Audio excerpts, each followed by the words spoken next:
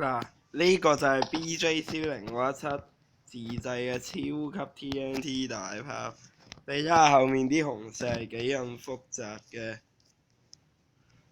嗱，你而家呢度後面啲紅石係超複雜嘅啦。嗱，我而家教你哋點樣用呢個 TNT 大炮。首先你前面呢個石位度放一嚿 TNT， 之後第一格係水嚟嘅，唔好放 TNT。然後第二格開始一直放 TNT 直到頂，就一直打到頂得嘅啦。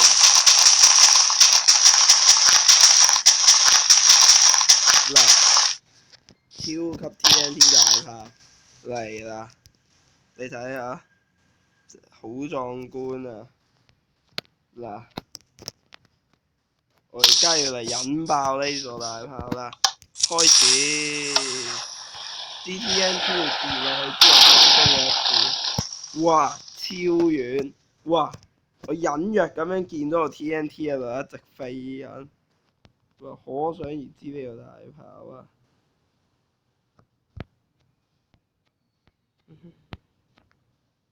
呢個大炮嘅射程係超級遠嘅。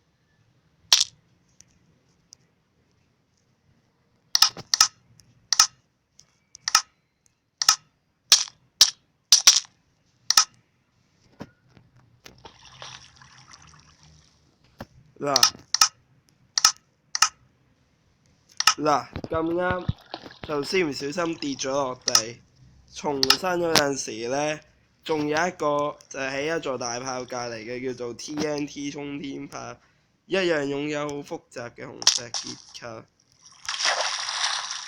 嗱，要點玩呢個衝天炮呢？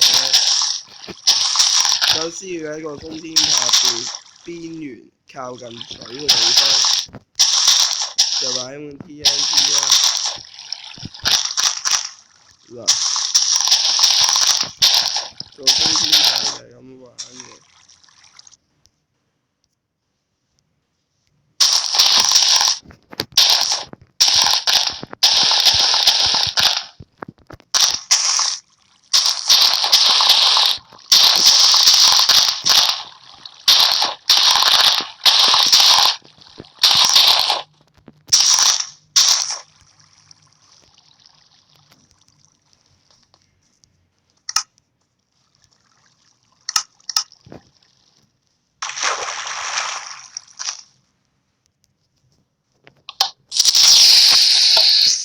嗱，要嚟啦！嘣！啊，可能歪咗啊！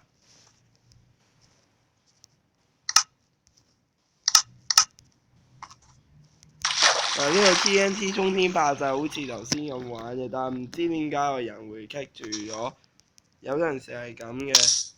我遲啲亦都會附上呢個 Minecraft PE 0.14。記住一定要0.14先玩到，因為先有紅石鐘計器。